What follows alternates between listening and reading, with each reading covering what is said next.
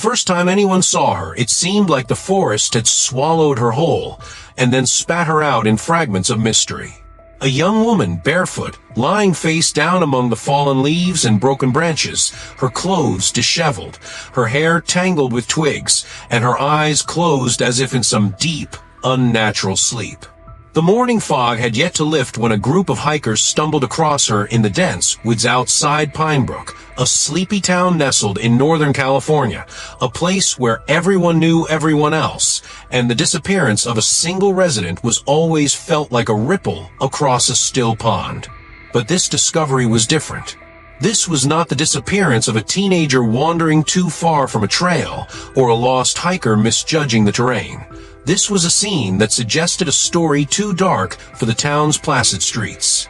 As soon as the hikers called 911, the forest seemed to close in around them, silent except for the distant chirping of birds, carrying the gravity of what had just been found. And what made the scene chilling was not just the fact that she was found in the woods, but that her shoes were gone, her belongings scattered in a strange, almost ritualistic pattern, as though the forest itself had been a stage for a story no one could immediately understand. From the very beginning, police were baffled. Chief Investigator Marcus Hale, a veteran with over 20 years of experience, had seen countless crime scenes, yet the sheer oddness of this one left him uneasy. In his mind, he meticulously cataloged what didn't make sense. The absence of shoes suggested vulnerability, but also implied intent, either by the victim or by someone who had placed her there. Her personal belongings, including a purse and a cell phone, were missing. There were no signs of a struggle in the immediate area. No footprints besides hers leading into the woods, and none leading away. The only clues were subtle. Broken twigs, a faint smear of blood on a nearby rock, and the peculiar positioning of her hands, almost as if she had been trying to protect herself or perhaps push away from something unseen. Detective Hale would later describe it in interviews as the kind of case that makes you question everything you think you know about human behavior and intent. Who she was at first seemed equally elusive. A woman in her mid-20s, previously thought to be a local resident, but upon checking police records and missing persons reports, nothing matched her description. She carried no identification, and her fingerprints, when run through the national database, yielded 0 results. It was as if she had materialized from nowhere, her life and identity suspended in a void the authorities could not pierce. The media began circulating her image, but even then, no one came forward with a solid lead. In the quiet of Pinebrook, whispers began spreading about the barefoot girl in the woods, a story that would haunt the town for months to come. The sight of her lying there, alone, vulnerable and unclaimed, was enough to stir both fear and fascination, creating a tension that no one could ignore. Yet what the public didn't see, what the initial news coverage missed, were the subtler details that would later consume investigators. The faint bruising around her wrists, a smudge of dirt under her nails, a careful examination of the ground that hinted at someone having moved through the area after she had fallen. The investigation officially began with meticulous care. Officers cordoned off the area, forensic teams combing through every inch of the underbrush, photographing leaves, broken twigs, and soil samples. Each small detail was cataloged, yet even the smallest anomalies only deepened the mystery.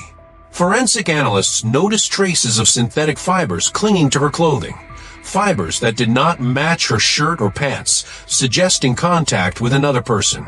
The blood smear, when tested, revealed not hers, but a faint trace of someone else's DNA.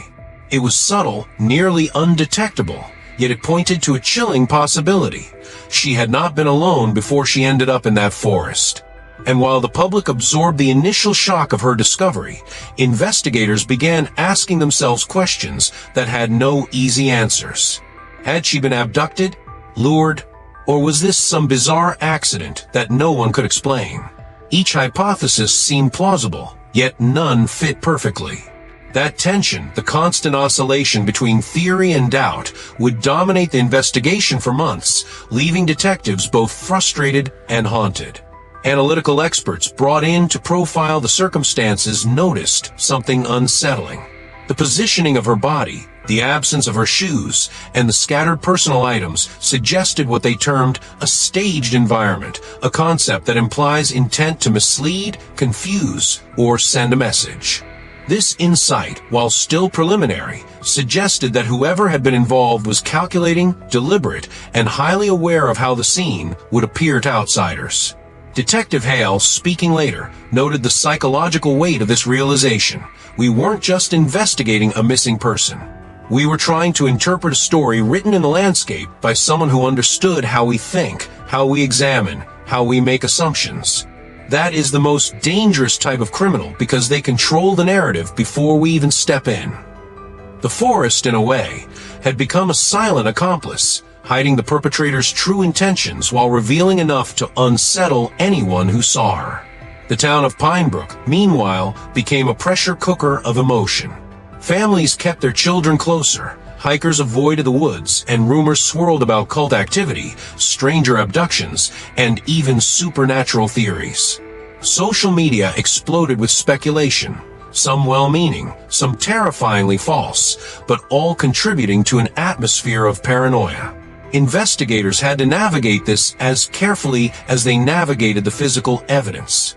Every lead, no matter how small, had to be scrutinized, but the public's expectation for rapid answers created tension, a pressure that mounted daily. It was in this environment of fear, uncertainty, and suspicion that the first real breakthrough emerged, a clue so subtle that it almost went unnoticed, a single, worn footprint in the mud, not far from where she had been found, leading deeper into the woods and vanishing almost immediately into the dense foliage. What this meant psychologically and investigatively was staggering. Whoever had placed her there had deliberately chosen a location difficult to trace, relying on natural cover to conceal movement, yet leaving just enough evidence for the sharpest detectives to pick up. It was a calculated gamble, as if the perpetrator wanted the body to be found, but not the person responsible. And as the sun rose higher over the misty forest that morning, Detective Hale knew that unraveling this puzzle would require more than traditional investigative methods. It would require thinking like someone who had planned an almost perfect misdirection, someone who could anticipate the questions of the police before they were even asked. The stage was set for a mystery that would grip the town, challenge seasoned investigators, and leave the question haunting. Who had left her there, barefoot, alone, and seemingly abandoned, and why? Before we continue to part 2, make sure to like this video, subscribe to the channel, and drop your thoughts in the comments, because stories like this deserve attention, discussion, and reflection. In part 2, we will delve into her past, the secrets she carried, and the chilling discoveries police made in the days following her discovery. Clues that may finally explain why no one can seem to answer the question haunting every mind in Pinebrook. Who did this, and how could they vanish without a trace? The days following the discovery of the barefoot young woman in Pinebrook's dense woods were a blur of investigation, community anxiety, and media frenzy. Forensic teams worked tirelessly, meticulously cataloging every scrap of evidence, while Detective Marcus Hale and his team began retracing her steps, or at least attempting to, given that the path she had taken to the woods seemed intentionally obscured. What investigators quickly realized was that the forest itself had become a labyrinth, one seemingly designed to mislead and confuse anyone trying to understand what had occurred.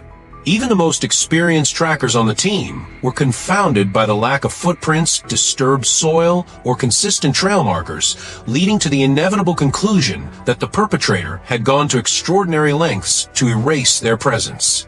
And yet, despite the initial feeling of futility, there were subtle clues that hinted at a larger, more complex narrative. A faint smear of blood on a moss-covered rock that did not match the victim, a fragment of fabric caught in a low-hanging branch, and the persistent scent of cigarette smoke in place where no fire had burned, leaving investigators to speculate about the presence of someone who had been there only briefly, yet purposefully. What complicated matters even further was the discovery of her personal life. As detectives delved into her background, they found a web of relationships, both online and offline, that raised more questions than answers. She had been active on multiple social media platforms, some of which had recently disappeared or been deleted, leaving only fragments of conversations with unknown individuals. One recurring username appeared across several platforms, someone who had sent her cryptic messages that alternated between concern, obsession, and veiled threats. When questioned about these online interactions, friends and family expressed a mixture of shock and denial. They had never seen her troubled in this way, never imagined that someone could harbor such sinister intent. This digital trail, while incomplete, suggested that her vulnerability extended beyond physical exposure in the forest. It implied a level of psychological manipulation, an intrusion into her life that perhaps made her less able to anticipate danger or escape when confronted with it.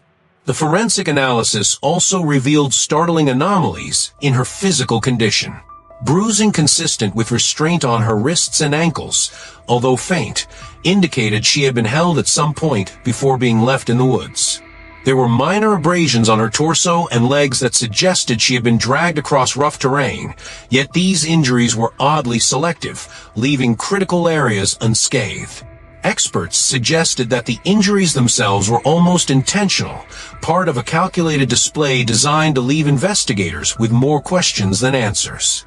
This concept, known in criminal profiling as staging, became a central hypothesis for the team. Whoever had left her in the forest had likely considered not only how her body would be discovered, but also how the narrative of her demise would unfold once it reached police reports, media coverage, and public imagination. The forest was not just a crime scene. It was a carefully curated story, one meant to both conceal and manipulate. Meanwhile, the small town of Pinebrook continued to struggle under the weight of collective anxiety. Schools implemented new safety measures, parents drove their children to extracurricular activities instead of letting them walk, and local businesses posted signs warning of stranger danger. Social media exploded with theories, some plausible, some chillingly bizarre, but all adding to a sense of unease that seemed to saturate the air. Among these rumors, one particularly disturbing thread gained traction: that the young woman had been lured intentionally to the woods by someone she knew, someone whose trust she had held unquestioningly. While investigators could not confirm this, it aligned with the psychological evidence of manipulation and planning, reinforcing the idea that this was not a random act of violence. Detective Hale noted in a press conference that every detail points to intention. This was not an accident. Whoever did this wanted to send a message, whether to the victim, to us, or to the community itself.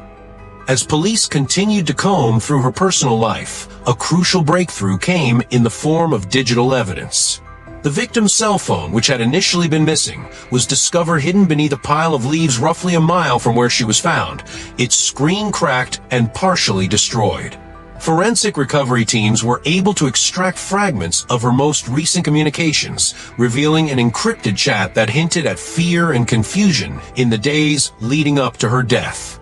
Some messages suggested she had arranged a meeting with someone she trusted, unaware that this person might pose an imminent threat.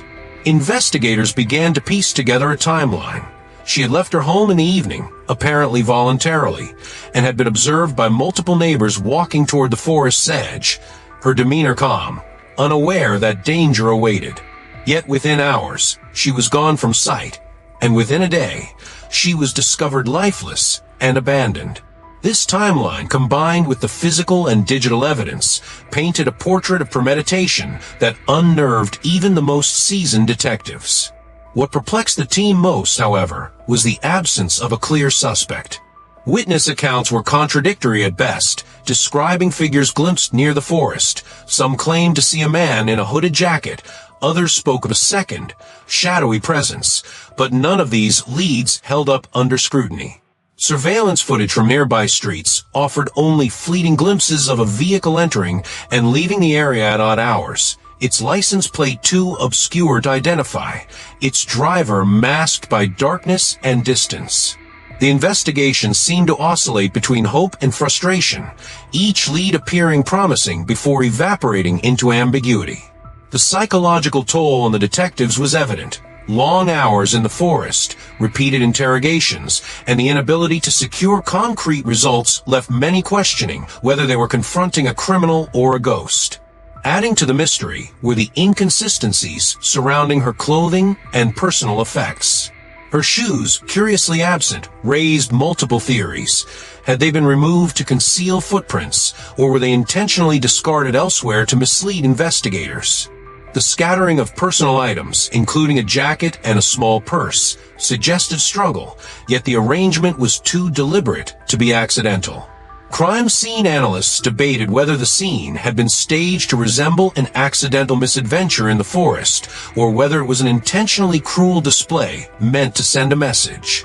These discussions, held in hushed tones in forensic labs and police stations, highlighted the complexity of the case. It was no longer simply a matter of identifying a victim and suspect, but interpreting intent, psychology, and narrative manipulation. As Part 2 drew to a close, Detective Hale convened a meeting with his team to consolidate the mounting evidence and reassess the investigative approach. They had learned enough to suspect premeditation, digital manipulation, and deliberate misdirection, but too little to definitively identify the perpetrator. Every unanswered question only deepened the urgency. Why the forest? Why remove her shoes? Who had the knowledge and intent to orchestrate such a complex sequence of events? And perhaps most unsettling, could the person responsible be someone living openly in Pinebrook, walking the same streets as the very people who mourned her loss? The answers, Hale knew, would not come easily, and yet the pressure to solve the mystery was greater than ever. As the sun set over the fog-laden treetops, the forest seemed to whisper a single chilling truth. Some secrets were buried for a reason, and not all of them wanted to be found. Before we continue, remember to like this video, subscribe to the channel, and share your thoughts in the comments, because discussions like this help bring attention to cases that might otherwise remain unresolved. By the time investigators entered the third week after the discovery, Pinebrook had become a town held hostage by questions that refused to settle. The young woman's identity, finally confirmed as 24-year-old Emily Saunders, revealed a life that appeared on the surface ordinary, even unremarkable, but the more detectives dug, the more they uncovered shadows beneath the calm exterior of her world. Friends described her as vibrant, compassionate, and driven, someone who had recently been celebrating small professional milestones, who volunteered at local charities, and maintained close ties with her family. Yet behind closed doors, Emily's life was not without complexity. There were subtle signs of distress, missed appointments, mysterious phone calls, and fleeting mentions of someone following her, though she never elaborated. This duality, an outwardly perfect life masking hidden fear, added a profound layer of tragedy to the investigation, for it suggested that the threat which ended her life had existed quietly, intimately, and perhaps even invisibly within her daily routine. Forensic breakthroughs in the lab brought new pieces to the puzzle, each as chilling as it was tantalizing. The faint DNA traces previously detected on her clothing were traced to multiple unknown individuals, none of whom matched any criminal databases. Investigators hypothesized that these individuals might have been witnesses, participants, or worse, accomplices, though whether by intent or chance was impossible to determine. The stage upon which Emily had been left, barefoot, vulnerable, and disoriented, was now understood to have been carefully curated. Investigators postulated that the removal of her shoes and scattering of personal items was not merely symbolic, but a method of psychological control, meant to strip her of autonomy even in the moments leading to her death. Experts in criminal behavior describe this as a calculated expression of dominance, someone seeking not only to end a life, but to control the narrative of that life's final chapter. Meanwhile, the digital trail grew more compelling and more ominous. Emily's last phone messages, recovered in part, revealed an ongoing conversation with a contact who had persistently asked her to meet at specific locations. The language was insistent, yet oddly persuasive, mingling concern with subtle threats. Linguistic analysis suggested someone accustomed to manipulating trust, someone who understood how to coax compliance while concealing intent. Detectives began to see a pattern. Emily had not wandered into danger unknowingly. She had been lured, deceived, and ultimately overpowered by someone who had studied her routines, her habits, and the people she trusted most. This realization, however, was double-edged. It offered clarity about the nature of the crime, but deepened the horror that someone so meticulous could operate undetected in a small town, leaving no concrete trail for law enforcement to follow. Public interest continued to escalate. News outlets ran continuous coverage, with headlines emphasizing the bizarre and incomprehensible nature of the crime. Barefoot in the woods became the defining image of tragedy for the community, sparking debates, theories, and at times, dangerous speculation online. Townspeople were divided between fear and fascination, and for investigators, this social pressure created an additional layer of complexity. Every lead, no matter how tenuous, was broadcast and scrutinized, magnifying the stakes for the detectives involved. In private, Hale reflected on the surreal juxtaposition of normalcy and chaos. The forest where Emily's body was found remained unchanged, the leaves rustling in the wind as if nothing had happened, while the world outside was consumed by a drama it could not comprehend, a crime story both intimate and incomprehensible.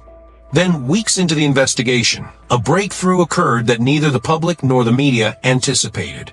A witness came forward, an individual who had initially been dismissed as unreliable, claiming to have seen a car parked near the forest late the night Emily disappeared. The description was vague: a dark SUV, tinted windows, and a figure inside who appeared to be watching the forest's edge. Though seemingly minimal, this tip gave detectives a critical lead to pursue. Surveillance footage from nearby gas stations and traffic cameras was scrutinized, yet once again, the perpetrator's cunning became evident. The vehicle appeared on camera only fleetingly, plates obscured, angles carefully chosen to avoid recognition. Hale and his team realized they were confronting not only a criminal act but a performance, one designed to evade detection and manipulate the investigative process. Every step the detectives took was anticipated. Every potential evidence point was carefully neutralized before it could be found. Even as investigators pressed forward, the emotional toll on Emily's family and the town intensified. Candlelight vigils, memorials, and public demonstrations highlighted both grief and frustration. Families spoke openly about the fear that someone capable of such cruelty might live undetected among them, while law enforcement grappled with the weight of community expectation. Psychologists consulted on the case emphasized the secondary trauma experienced by residents, how the visibility of Emily's body, the media coverage, and the unresolved nature of her disappearance all contributed to a lingering sense of vulnerability and dread. It became apparent that the case's ramifications extended far beyond Emily herself. It had unsettled the community, challenged the confidence in law enforcement, and left an indelible mark on public consciousness, particularly in a society increasingly aware of threats that can hide in plain sight. As the investigation neared its 3-month mark, the team revisited the forest scene with fresh eyes, guided by both forensic analysis and psychological profiling. They examined every leaf, every twig, and every subtle indentation in the soil.